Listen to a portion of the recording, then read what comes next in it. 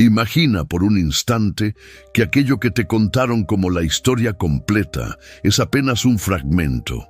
Imagina que entre líneas, en silencios, en símbolos, hay un mapa que nadie te enseñó a leer, y que ese mapa, cuando se despliega, cambia tu perspectiva del mundo y tu percepción de ti mismo, como si de pronto una luz revelara un relieve que siempre estuvo ahí.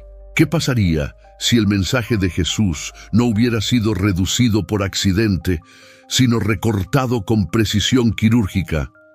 ¿Qué pasaría si lo que de verdad transforma no fuera lo más repetido, sino lo menos dicho? ¿Y si lo esencial nunca estuvo lejos, sino dentro, esperando el momento exacto para ser descubierto? Antes de continuar, una invitación.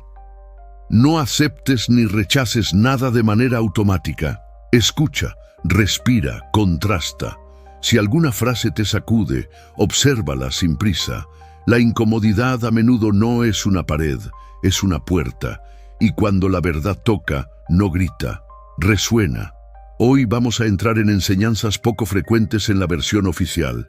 Tradiciones veladas, líneas omitidas, ecos preservados en textos apócrifos y escritos gnósticos. No son adornos exóticos. Son piezas clave que al encajar dan profundidad al relato, como si pasaras de un dibujo en 2 dimensiones a un relieve vivo que por fin adquiere volumen. Durante siglos, la figura de Jesús ha sido asociada al amor, a la compasión, a la entrega. Todo eso es verdadero. Pero hay otra dimensión, la de un maestro de sabiduría viva, un iniciador de la conciencia, un guía de procesos interiores. No hablaba solo de mandatos morales, señalaba un método. Sus parábolas no son fábulas infantiles, son mapas, y cada mapa propone un trayecto distinto para un mismo destino. Surge una pregunta inevitable. Si en los primeros siglos circulaban múltiples testimonios, ¿por qué unos textos entraron al canon y otros fueron dejados fuera? Muchos de los marginados insistían en el autoconocimiento, en la libertad interior, en una relación directa con lo divino sin intermediarios obligatorios. Con el tiempo, ciertos grupos decidieron qué debía recordarse y qué debía hundirse en la penumbra. No por capricho, sino por una mezcla de criterios, temores, tensiones y necesidades de control. Entre las obras que sobrevivieron, destaca el llamado Evangelio de Tomás. No relata grandes episodios, destila sentencias, no exige credulidad, empuja a mirar hacia adentro, repite de diferentes maneras una idea contundente. Lo que llevas dentro puede elevarte si lo reconoces o consumirte si lo ignoras. Ese punto de inflexión separa una vida vivida en automatismos de una vida vivida con lucidez. Este énfasis en lo interior resuena con una intuición antigua. Lo de adentro y lo de afuera están conectados. El exterior refleja una y otra vez el estado interno. Por eso, cuando Jesús apunta al corazón, no habla de sentimentalismo, habla de brújula. Habla del punto de alineación, desde el cual la verdad no se recibe como decreto, sino que se revela como experiencia. Hay un paso decisivo en este camino, trascender el ego, no como un concepto decorativo, sino como un giro práctico que reordena prioridades. Las parábolas desarman las identidades rígidas, los roles estrechos, los apegos a las posesiones, las máscaras que asfixian.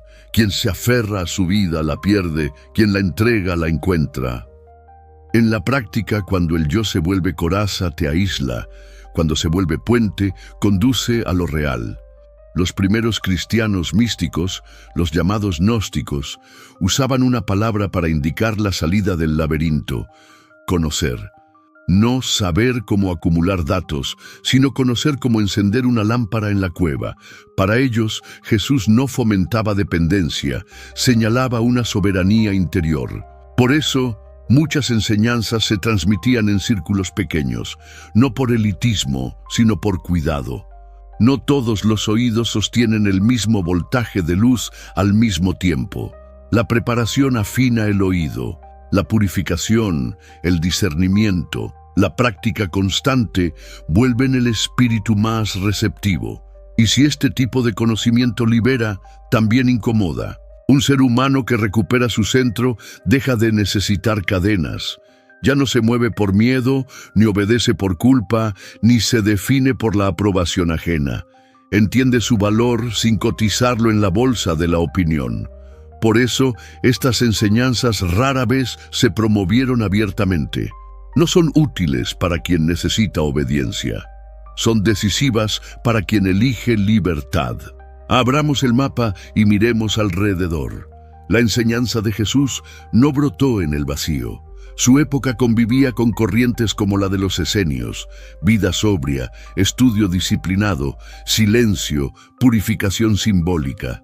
Purificar no era un formalismo, era despejar la mente para que el espíritu respire. La afirmación de que el reino se experimenta dentro no suena extraña si has probado ese tipo de vida. También aparecen puntos de contacto con tradiciones orientales: compasión activa, meditación, desapego de un mundo que engaña con apariencias. En relatos antiguos de la India se menciona a un sabio llamado Isa. Más allá de las discusiones, lo significativo es la convergencia temática, disolver el engaño del ego, despertar a lo que no nace ni muere, vivir con claridad en medio del ruido. En el Egipto tardío, el pensamiento hermético sintetizaba una ley: la mente crea puentes entre lo visible y lo invisible. Visto desde esa lente, pedir con fe no es exigir caprichos al cielo, sino alinear corazón y pensamiento para que la realidad responda con coherencia. No es magia, es consonancia. Cuando la intención y la presencia se abrazan, la vida obedece a leyes más finas. De ahí la pedagogía de las parábolas. Relatos sencillos, capas profundas. La del sembrador parece una anécdota rural, hasta que adviertes que la tierra es tu mente, la semilla, el conocimiento, la cosecha, tu vida cotidiana. Un terreno endurecido no recibe, uno cuidado todo lo germina. Preparar el terreno importa más que implorar al cielo. La calidad de tu cosecha no la decide el azar, la decide tu cultivo paciente.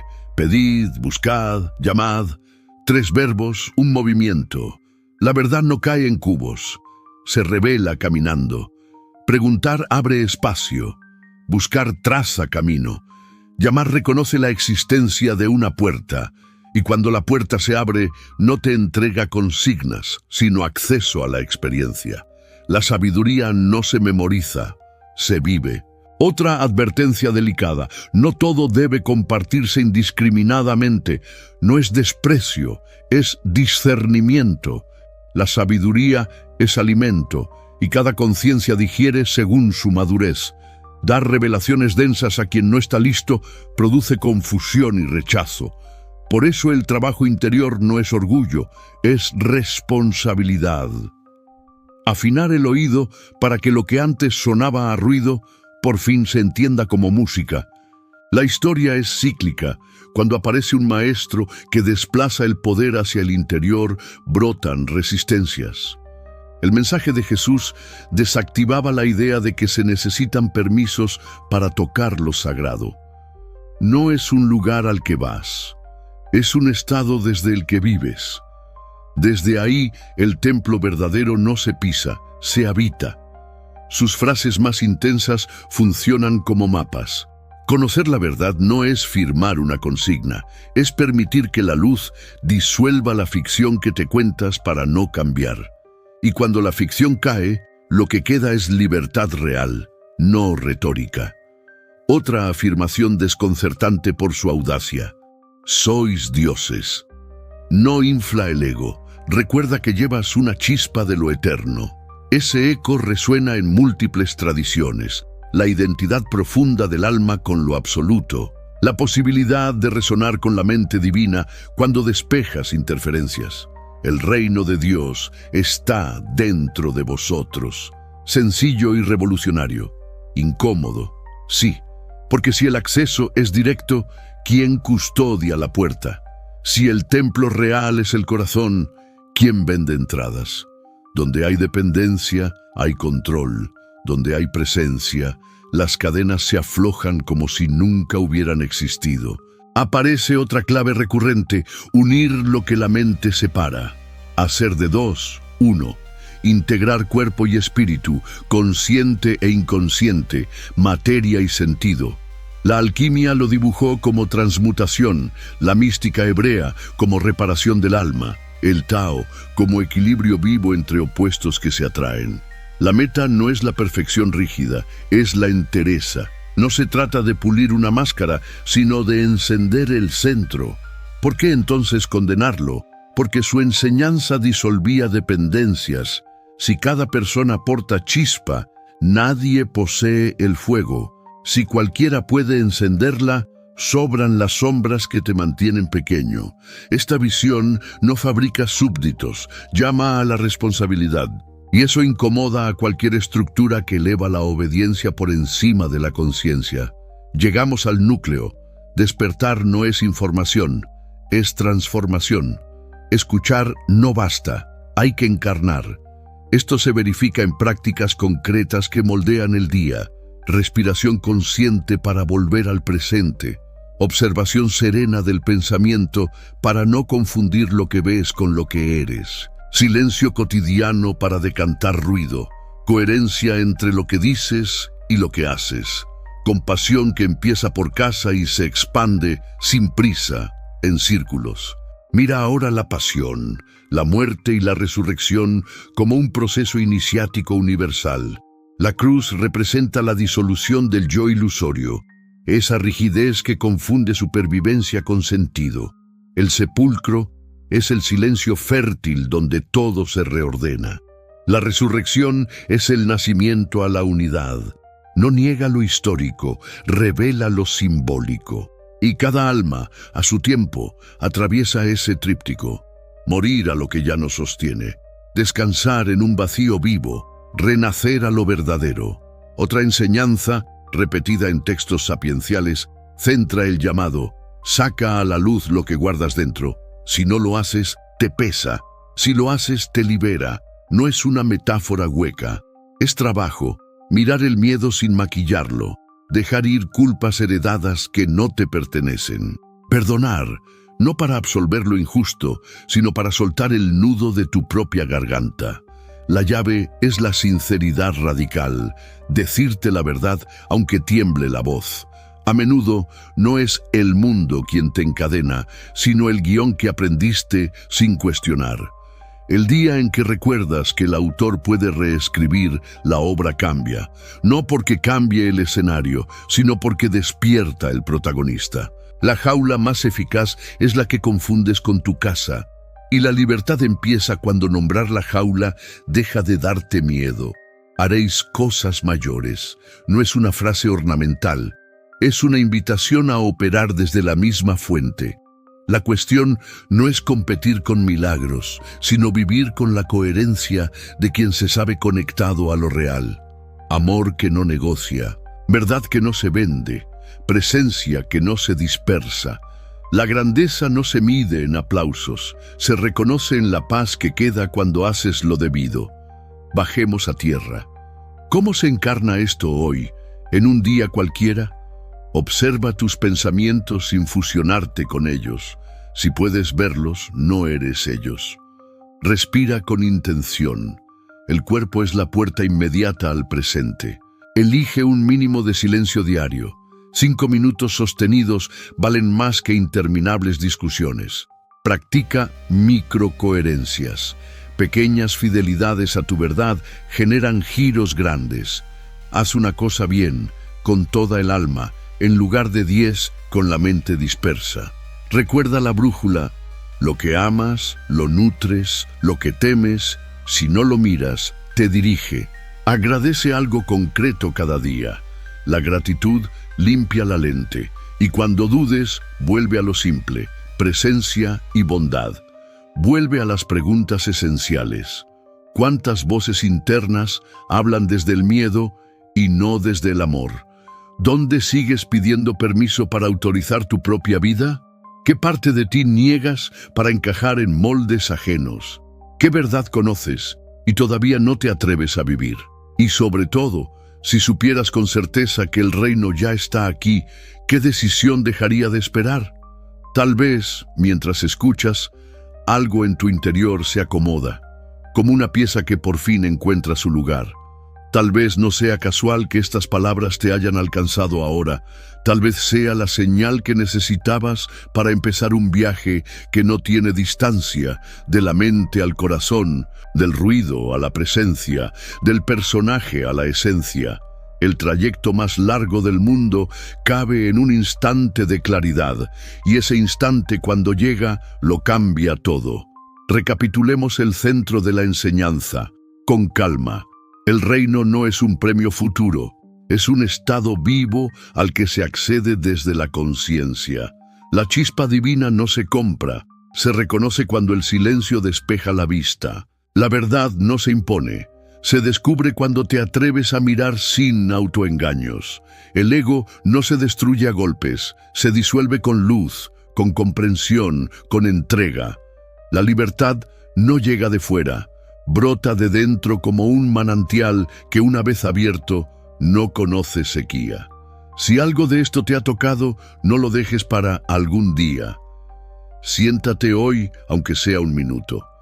Nombra en voz baja lo que sabes que es verdad para ti. Agradece lo que hay.